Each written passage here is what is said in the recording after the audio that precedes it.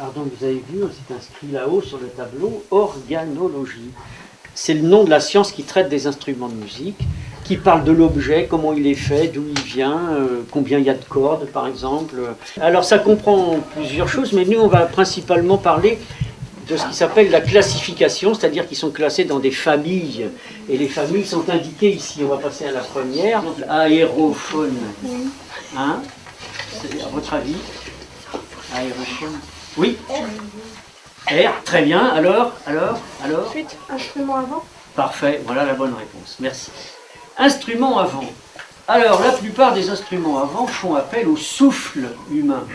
Cependant, le plus ancien de tous, on a retrouvé ça dans des grottes préhistoriques, eh bien c'était une plaquette comme ça, en bois, en os ou en coquillage ou autre chose, et ça s'appelle rhombe, R-H-O-M-B-E. Il servait dans ce temps-là, autrefois, aux hommes préhistoriques à faire des cérémonies. Mais on croit savoir que ça existe encore dans certaines tribus, dans des forêts par là, soit en Afrique, soit en Amazonie. Donc, et ceci était pratiqué par des, entre guillemets, sorciers, et qui faisaient appel aux esprits et tout ça, parce que vous allez entendre, ça a une sonorité vraiment très particulière, le rhombe.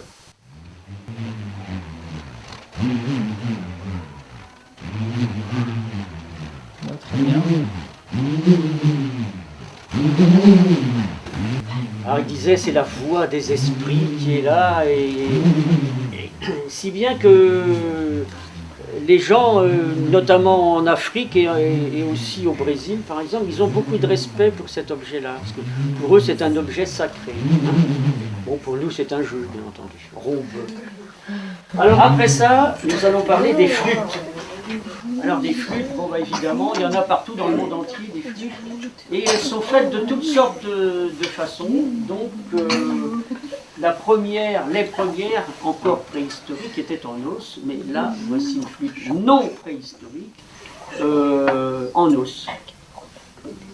Alors vous allez remarquer sa particularité.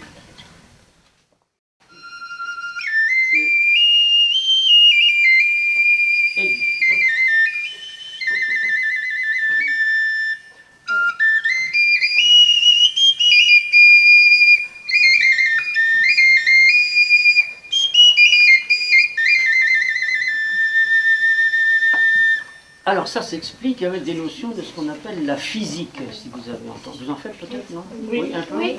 Bien. Alors, comment se fait-il qu'on entende un son? Eh bien, ce sont des vibrations. C'est les vibrations de l'air qui est enfermé dans le tuyau qui va donc parvenir jusqu'à nos oreilles.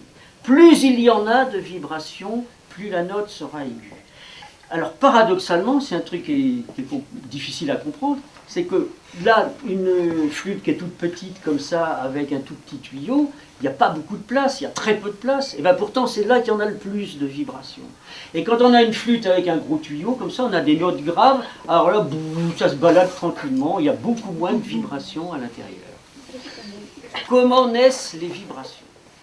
Parce que si on souffle dans un tuyau, comme ça, eh ben, on n'entendra rien du tout. Il y a ici un biseau, vous avez tous des flûtes à bec, je suppose, donc il y a un petit trou là, vous voyez. Vous avez remarqué comment c'est fait en regardant de près, c'est creusé en biais comme ça. Ça veut dire que l'air qu'on va souffler avec sa bouche, il va venir buter contre cette arête là. Une partie va sortir par la fenêtre et l'autre partie, elle est prisonnière, et c'est cette partie-là qui va exercer une pression à l'intérieur de l'air qui se trouve dans le tuyau. Est-ce que ça semble clair? C'est mystérieux forcément parce qu'on ne voit rien, mais les savants ont expliqué ça comme ça. Cette flûte s'appelle Foujara, elle vient de Slovaquie.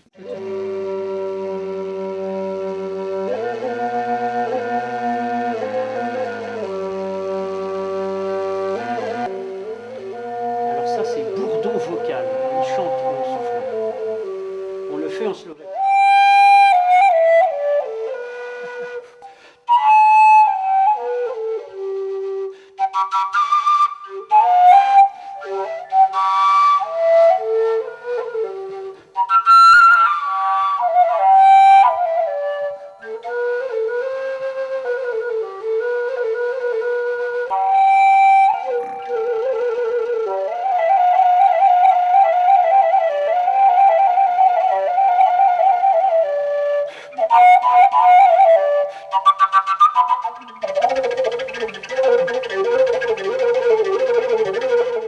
Alors je vais vous montrer quelques genres de flûtes différents.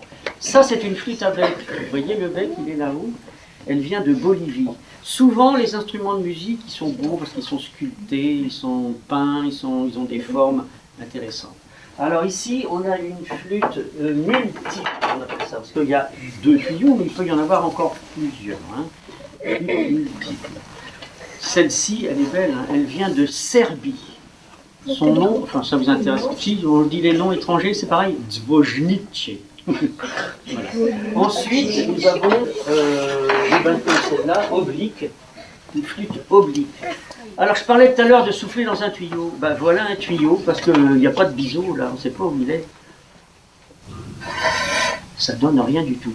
Eh bien si, il est là, sur le bord du tuyau. C'est la flûte, une des flûtes, pardon, les plus difficiles à jouer au monde. Olivier, il a mis 3 mois avant de sortir un son, hein, c'est vrai. Bon. Alors, on la met comme ça dans cette position, c'est pour ça qu'on appelle, ou comme ça, flûte oblique. Elle n'est pas droite devant, hein, elle est en biais, oblique. Et donc, il faut faire un petit filet d'air comme ça, qui va venir buter là et qui va créer les vibrations à l'intérieur du tuyau. La zone où ça existe, tout ça, c'est tout le Moyen et Proche-Orient et l'Afrique du Nord. Alors avec des noms différents. Là, le nom c'est Ney, qui vient c'est un mot persan, de la Perse, donc où est l'Iran aujourd'hui, et qui veut dire roseau. Alors il y a plusieurs techniques pour jouer ce Ney. Et les Persans, donc les Iraniens, eh ben, ils coincent ça comme ça dans la dent, on appelle ça la technique dentale, c'est-à-dire en utilisant les dents. Ça, c'est encore plus difficile à faire.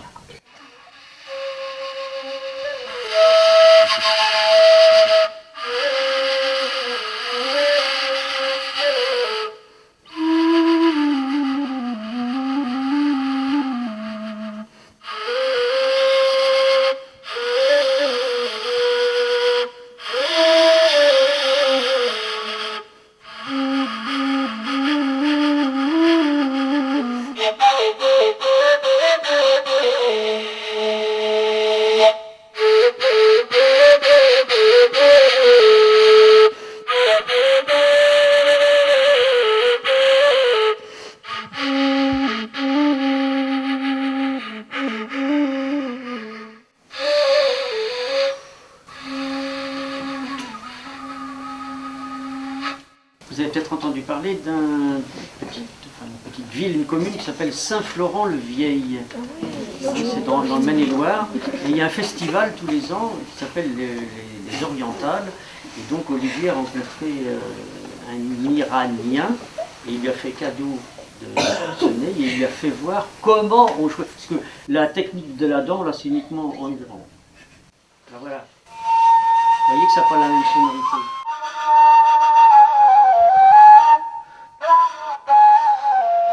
Ce qui distingue une sonorité d'une autre, on appelle ça le timbre. Hein, le timbre. Chaque instrument a son timbre.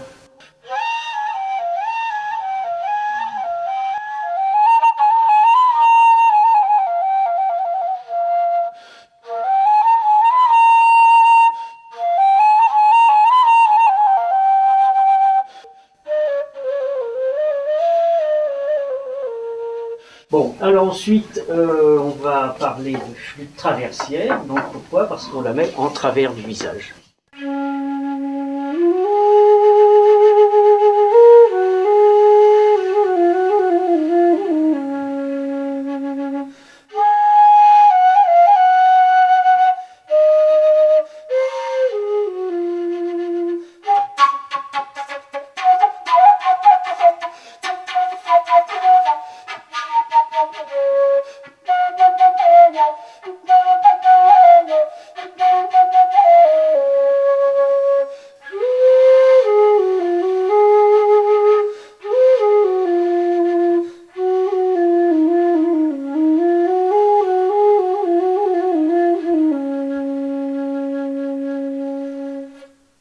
Vous avez tous entendu parler des flûtes de Pan. Donc, même principe, plus le tuyau est gros et long, plus on aura une note grave, et inversement ici. Si vous, un jour, ça vous amuse de scier un bambou à l'endroit du nœud, voyez ce qu'on a? On a une cloison à l'intérieur, Ouais. hein, naturelle, c'est comme ça. Donc toutes les flûtes de Pan sont bouchées au bout. Un gars qui prend une bouteille de bouteille de bière vide, qui souffle dedans, ben, en fait c'est une flûte de Pan. Seulement il n'aura qu'une seule note. Alors qui vient de Pérou.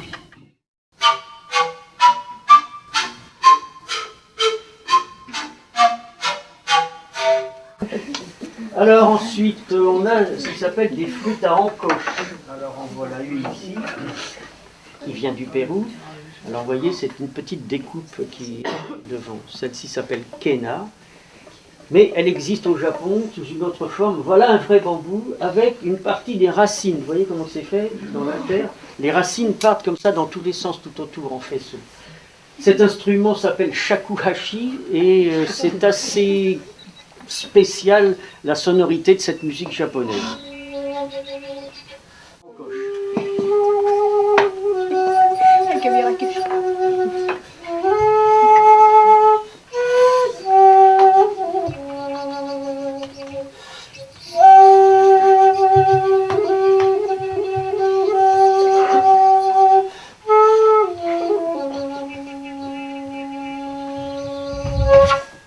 Voici une flûte qui a été inventée vers 1930 par les Américains et qui porte un nom, enfin, que vous connaissez sans doute. Vous savez comment ça s'appelle? Flûte à coulisses, flûte à piston, Swanee whistle. Ça c'est en anglais. Comment j'en sais rien. Il y a peut-être d'autres, je crois qu'il y a un autre nom encore.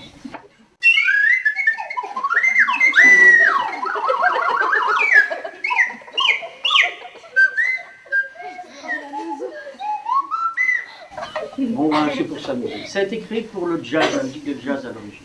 Puis c'est devenu un jouet par lui. Alors on a aussi une flûte ocarina, qui est un mot italien qui veut dire petite oie, oie.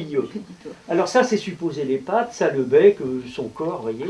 Et c'est un Italien qui avait inventé ça vers 1860. Et d'autres s'en sont inspirés, notamment ici au Pérou, on le retrouve sous la forme d'une grenouille. Et donc voici une flûte en terre cuite du Pérou.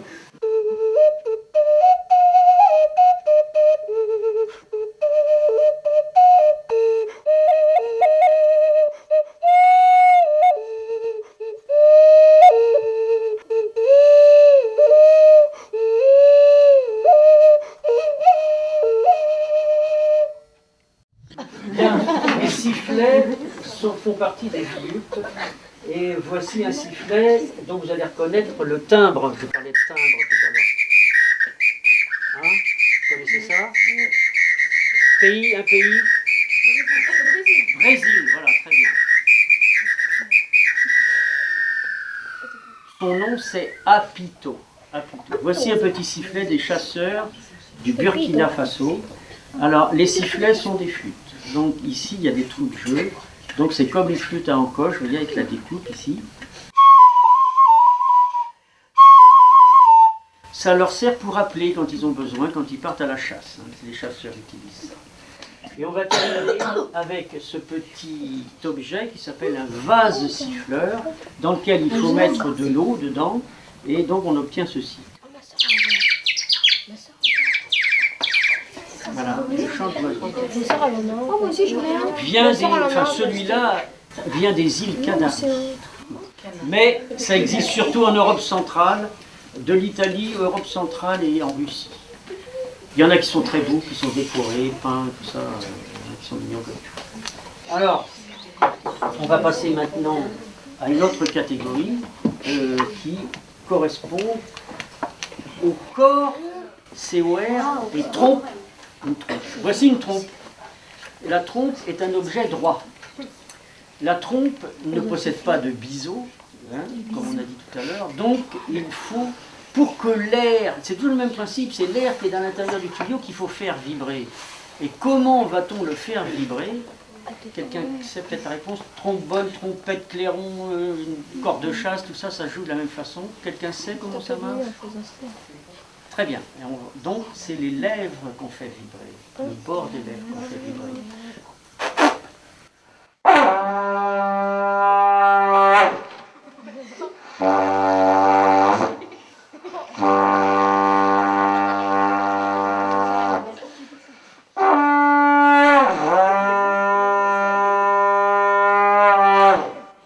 Ceci est une trompe qui vient du Tibet. Ils ne sont jamais joués seuls. Hein, c'est les lamas, les bouddhistes qui utilisent ça pour des moines, pour donc leur cérémonie, toujours deux à la fois. Hein. Il y en a qui sont très longs, il y en a qui font jusqu'à 6 mètres de longueur.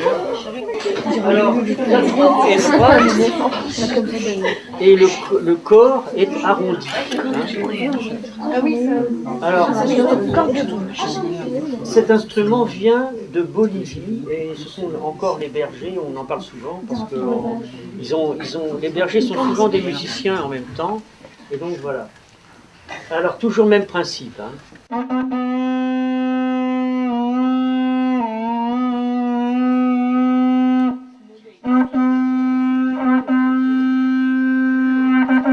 Les premiers corps qui ont existé, c'était ça. C'est des conques naturels dont on a ici, il faut faire une ouverture hein, pour que ça puisse fonctionner. L'embouchure, c'est l'endroit où on met sa bouche.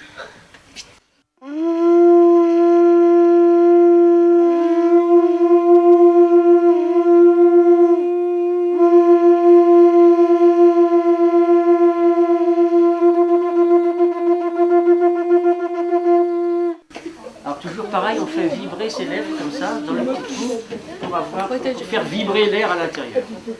Après, nous allons passer à une autre catégorie, c'est la clarinette.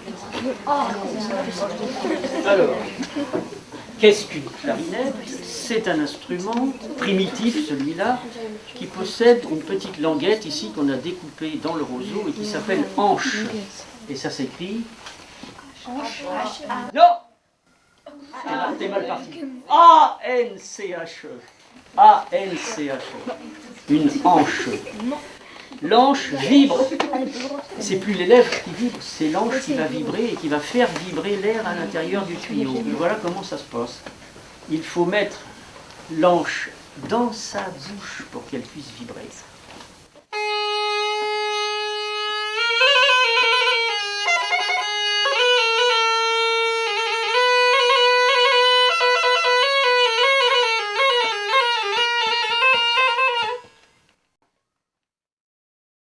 Alors, voici la plus ancienne des clarinettes connues, 3000 ans, trouvée, pas celle-là, mais le même modèle, dans les tombeaux des pharaons là-bas en Égypte. Une clarinette double qui s'appelle argoul et qu'on va entendre. Il y a deux tuyaux, un tuyau bourdon, c'est-à-dire qui fait la même note tout le temps, et un tuyau mélodique avec les trous de jeu.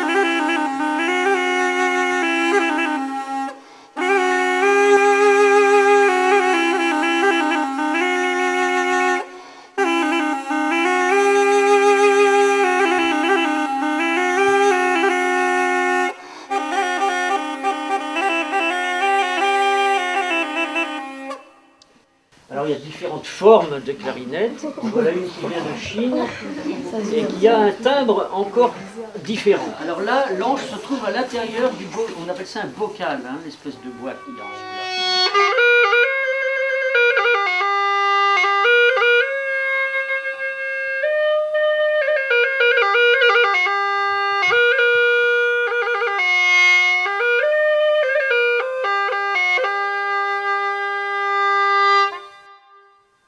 En chinois, elle s'appelle Ulutse.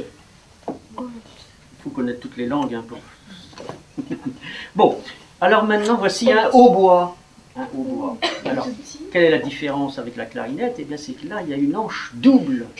Hein. Il y a deux languettes qui sont mises l'une devant l'autre. Et certaines anches, c'est une paille, hein, comme un roseau qui est rond, comme ça. On l'aplatit, si bien que les deux bords, ils sont l'un en face de l'autre. Ah, il faut mettre ça dans sa bouche, pareil, et il faut souffler très très fort, parce que les hautbois sont des instruments tellement puissants qu'on joue ça toujours dehors. Ceci est un hautbois breton. Ceci est un hautbois breton. Le monsieur qui est derrière est un breton, et il s'appelle... Il s'appelle un talabardeur, le joueur de bombard. Ah oui, c'est vrai, oui.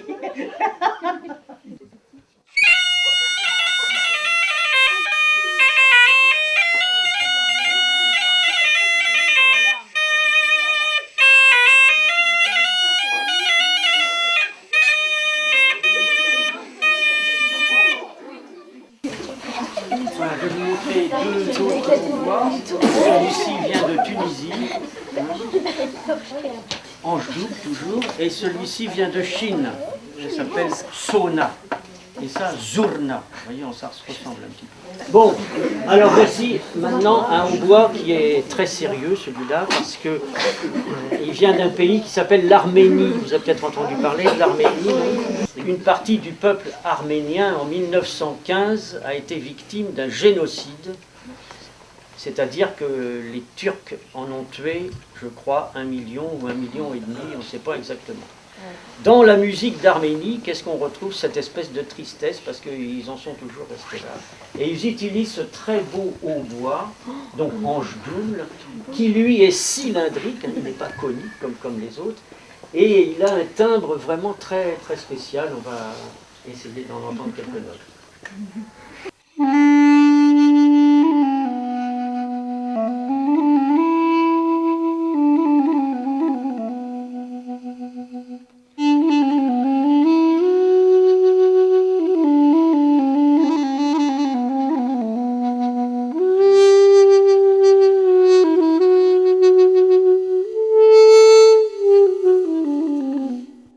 On va passer à une autre catégorie. Il y a 7 catégories d'aérophones. 7.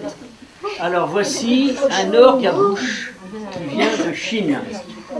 Il y a à peu près 3500 ans que les Chinois avaient inventé un instrument qui a la particularité de posséder des anches, on est toujours dans les anches, mais elles sont à l'intérieur du tuyau. Anches libres, ça s'appelle.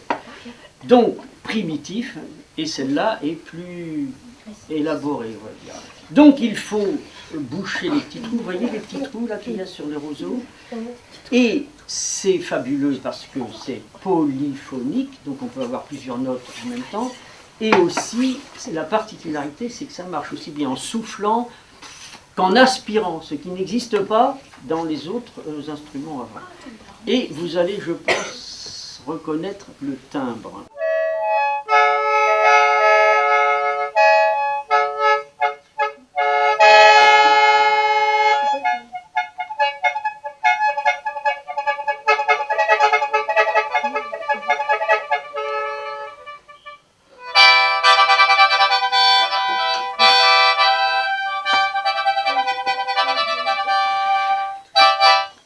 Alors, très bien. Hein? Oui, et voilà. Ça, c'est un orgue à bouche. Voilà. Donc, l'harmonica a été fait d'après cet instrument-là. Mais en le réduisant, c'est bon.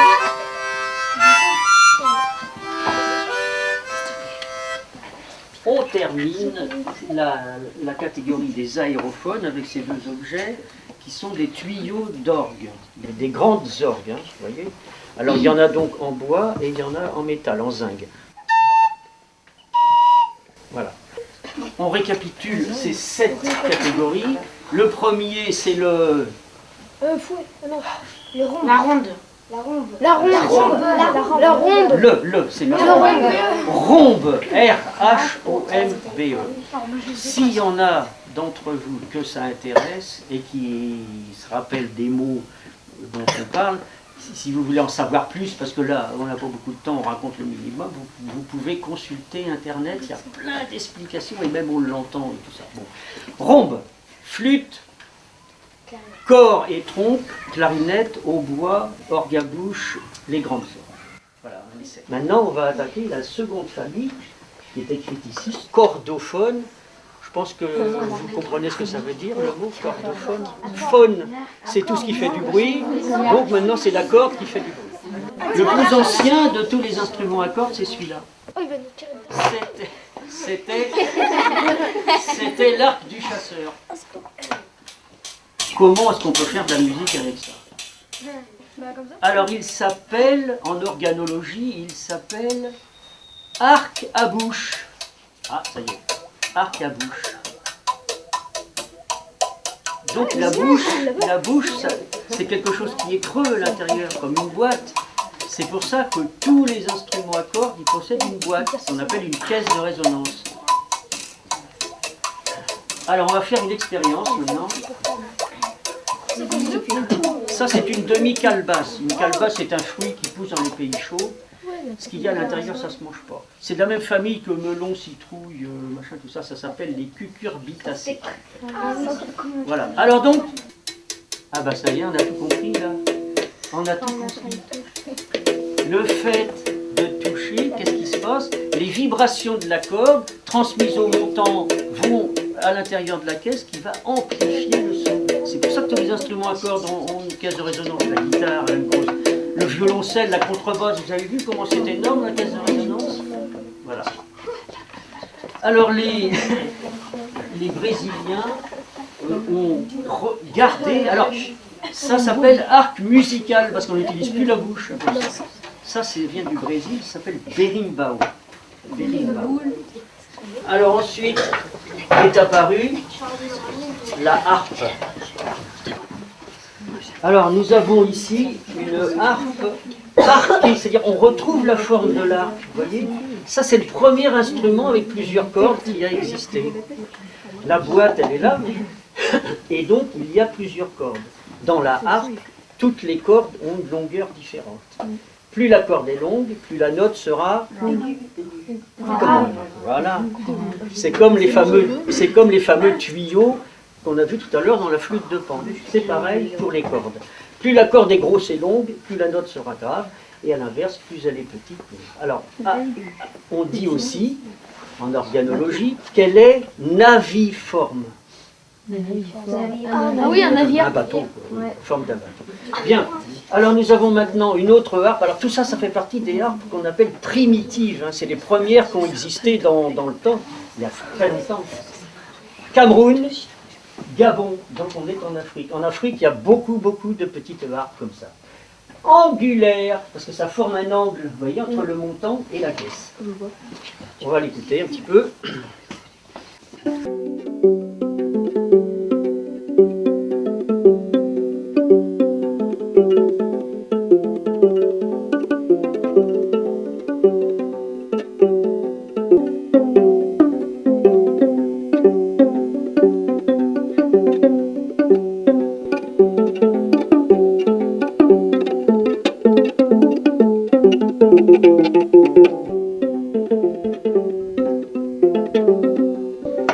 On appelle ça des instruments d'intimité. Ensuite est apparue la lyre, L-Y-R-E. La caisse de résonance, deux montants, et puis une grande barre transversale là-haut. Caractéristique, on a des notes différentes avec des cordes ayant la même longueur. Comment se fait-il? Ah oui, elles sont... Oui. Voilà, exactement. Tendu, c'est comme une guitare pour accorder ta guitare. Voilà, c'est exactement le même principe. Lyre, L-Y-R-E. Il y en a pratiquement plus. Ça a presque disparu de la planète, cette histoire-là. Bien, ensuite est apparu L-U-T-H. Voici l'ancêtre de la guitare. Ça vient probablement de Bagdad. On pense que c'est là qu'on a inventé ces premiers luths. Le luth est très intéressant parce que maintenant, avec une seule corde, on peut avoir plusieurs notes différentes à cause du manche qui est dans le prolongement de la caisse. Vous voyez ? Donc voilà.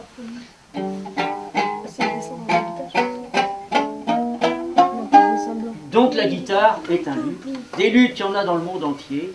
Et le violon aussi est un luth, car un luth, on peut frotter les cordes comme le violon. à partir du moment où il y en a un manche droit dans le prolongement de la caisse. Alors il y a sur les luttes, sur les guitares, souvent, un trou comme ça, vous voyez, ce qu'on appelle la rosace. Ou l'ouïe, on appelle ça ouïe aussi. Oui. Alors les Turcs, eux, ils ont trouvé un endroit pour le mettre, c'est là. Si bien qu'il n'est pas apparent. Le nom de cet objet, là, c'est baglama. Baglama.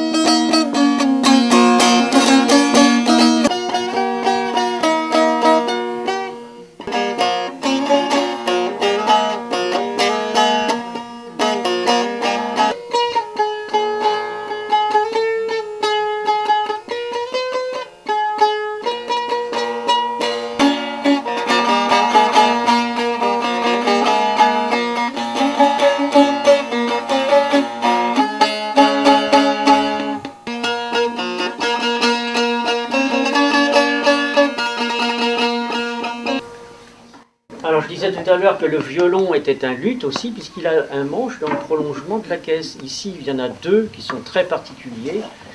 Ce violon trompette, vous voyez, qui est posé sur la table, ici, là. Ça c'est très rare, ça vient de Roumanie. Et l'autre est un violon chinois, c'est le violon classique de la musique chinoise. Et c'est une peau de serpent qu'il y a devant la caisse. La caisse, elle est toute petite, mais on a un son très puissant avec ce violon. On va continuer avec la cithare, C-I-T-H-A-R-E. Nous avons trois sortes de cithare ici. Cithare de Hongrie avec la corde grattée. La caractéristique de la cithare, c'est qu'il n'y a pas de manche et que les cordes sont sur toute la longueur de la caisse de résonance. Et donc, par conséquent, on a une sonorité qui se prolonge beaucoup plus qu'avec une guitare, par exemple, qui a un son plus sec. Vous voyez ?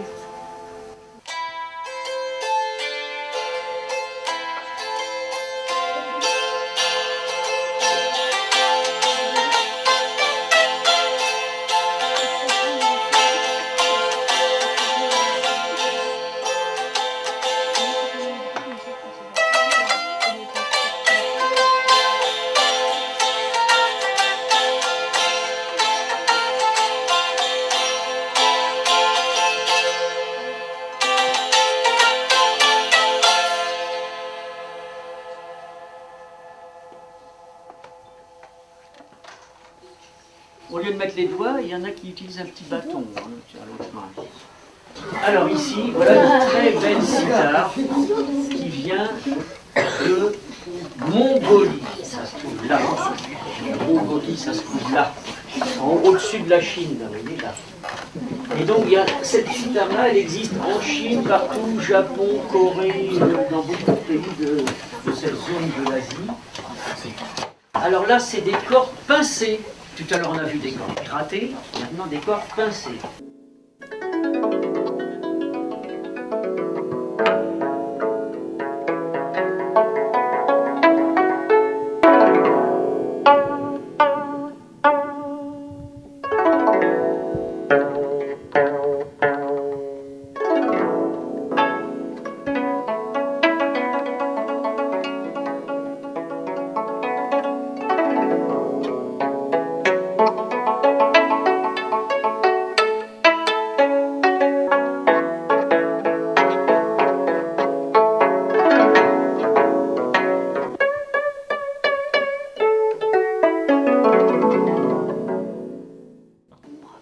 Alors la gamme est dite pentatonique. Vous connaissez peut-être? Vous savez ce que ça veut dire?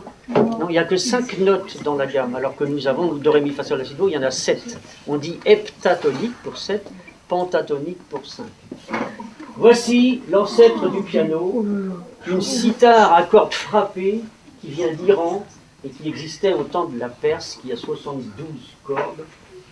Et dans un piano, il y a, vous avez, quand on appuie sur le clavier du piano, quand on appuie sur la note, vous avez des petits marteaux qui viennent frapper les cordes. Et bien là, les petits marteaux sont en main et on va entendre cette sitar, je n'ai pas dit son nom, ça s'appelle Santour.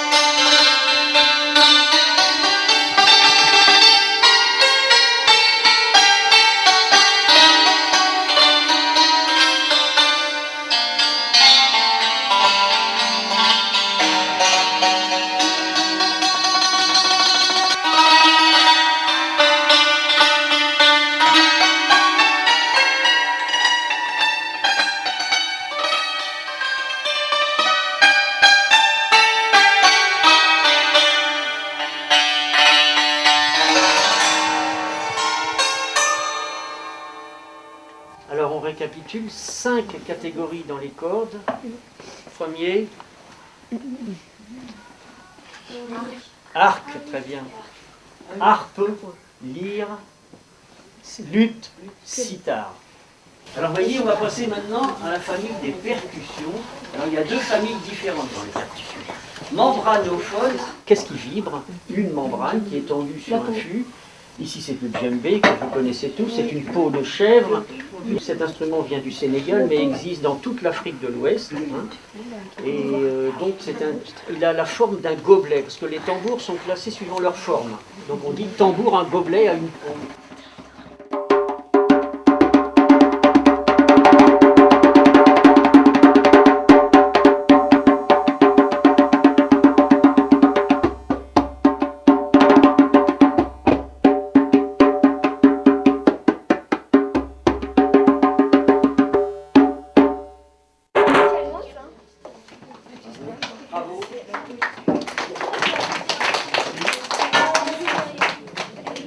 Alors, tambour à la forme d'un gobelet, on dit. Hein. Et vous avez vu là, ce n'est pas une peau d'animal, c'est une matière synthétique. Voilà, c'est une matière plastique. Alors, ça s'appelle Darbouka et ça vient de Moyen-Orient, Afrique du Nord.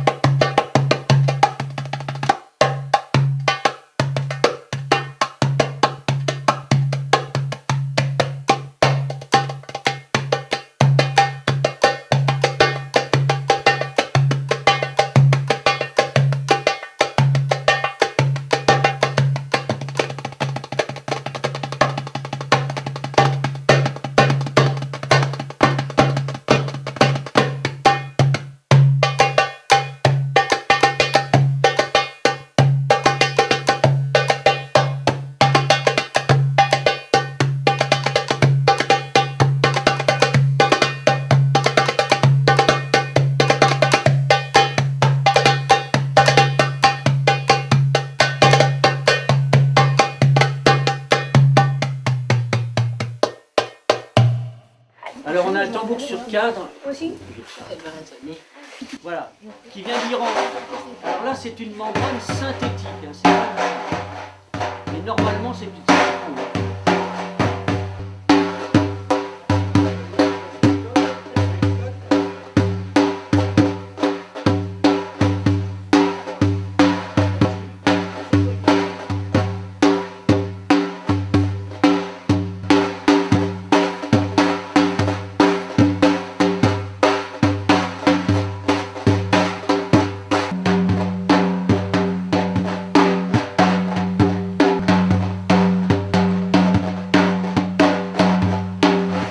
Là, on a vu des tambours à une peau ou une membrane, mais il existe aussi des tambours avec 2 membranes.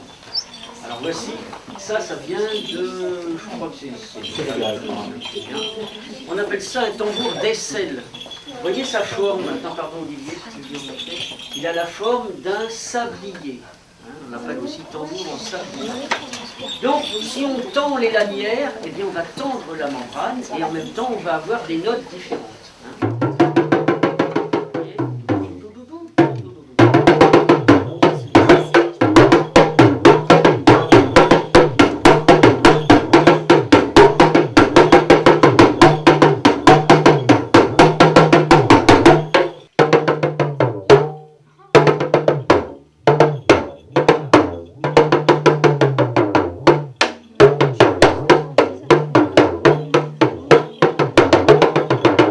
Ça sert à imiter les langues africaines.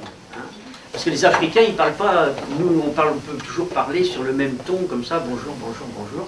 Tandis qu'un Africain va dire bonjour, doum, doum. Déjà, on va avoir deux notes différentes. C'est bien qu'on reproduit le langage avec cet instrument.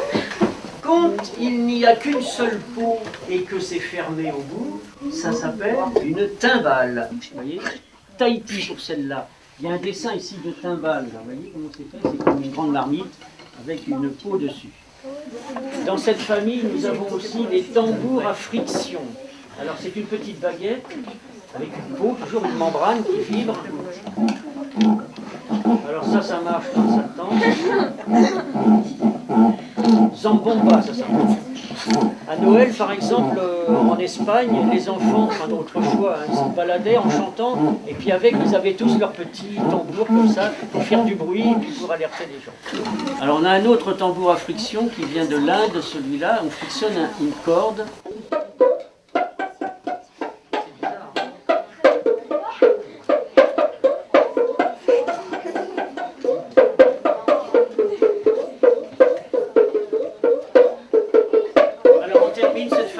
Membranophones avec cet objet, un mirliton.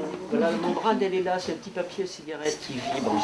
Membranophone, donc il y a une membrane qui vibre. En anglais, car c'est un objet anglais, s'appelle kazoo, K-A-Z-O-O. Bon, il n'y aura pas de suite. On récapitule les membranophones. Tambour, timbale, tambour à friction, mirliton. On va terminer avec la dernière famille, qui a un drôle de nom ici, là. Idiophonie. Idiophonie. Ça s'appelle comme ça. Dans les aérophones, qu'est-ce qui vibre? La colonne d'air qui est dans le tuyau. Dans la deuxième, la corde. Dans la troisième, la membrane. Dans la quatrième, c'est la matière elle-même qu'on va faire vibrer par différents moyens. Alors on a plein de moyens pour ça. On a frappé, secoué, gratté, pincé, entrechoqué. Alors donc, on va entendre ici un xylophone d'Afrique de l'Ouest qui s'appelle balafon. Il y a des calebasses en dessous qui, comme pour les instruments à cordes, on a dit tout à l'heure, servent de résonateur. Mais il y a un trou qui est bouché par un papier à cigarette, là, vous voyez, si bien que la note, le son qu'on va entendre, ça va être brouillé un peu avec ça. Mirlitonné, on appelle ça.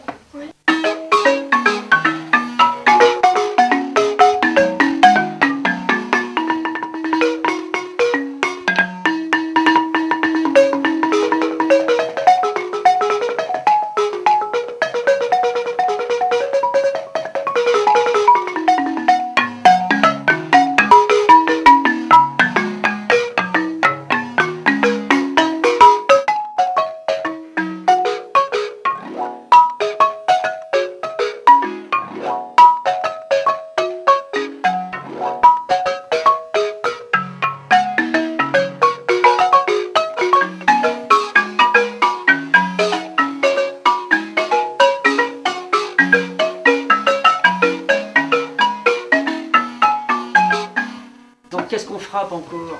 Des cloches. Frapper, hein, on a dit, pour le xylophone. Bon,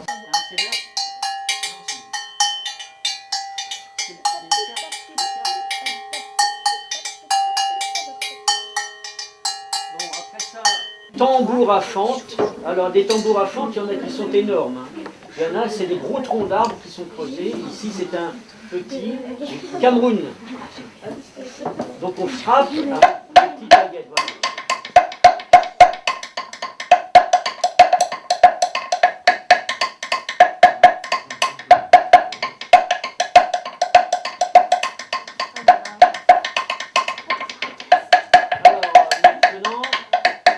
Nous allons secouer.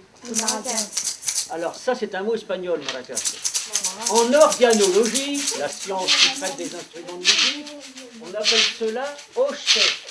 Hochet. C'est du sonal, ici là aussi, dans la main droite.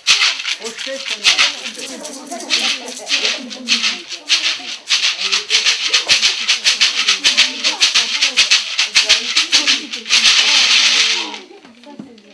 Après, nous avons entrechoqué. Entrechoqué. Alors ici, les castagnettes, c'est deux petits morceaux de bois qui sont entrechoqués. Nous avons aussi le sistre. Ensuite, on a gratté. Ça s'appelle guiro et ça vient de Cuba pour celui-là et du Brésil pour l'autre.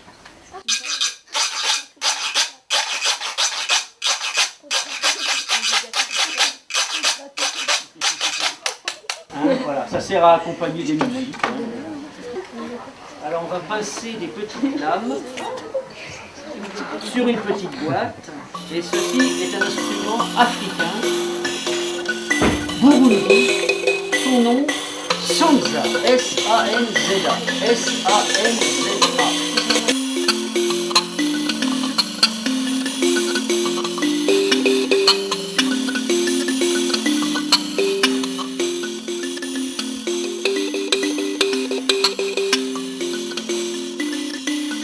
Alors le drôle de bruit là, il vient des petites rondelles qu'il y a là. Vous voyez, les petites rondelles qui envoient du feu là. Burkina Faso, c'est une boîte de hareng. Piano à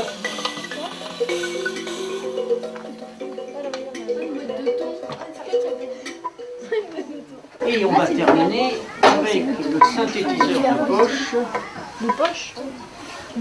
C'est un idiophone à lamelles pincées qui s'appelle une guimbarde.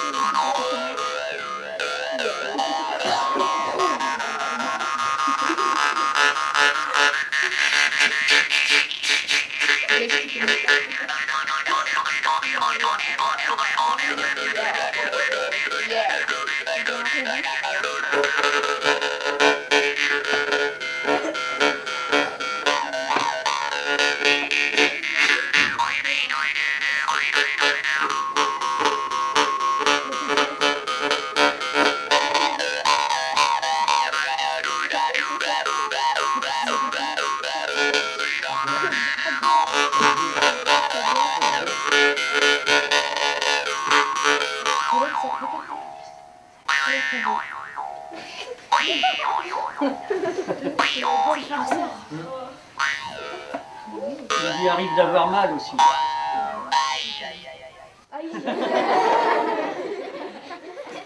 Il existe aussi des guimbardes en bambou. Les guimbardes sont nées en Asie. Hein. Donc deux petites notes avec celle-là.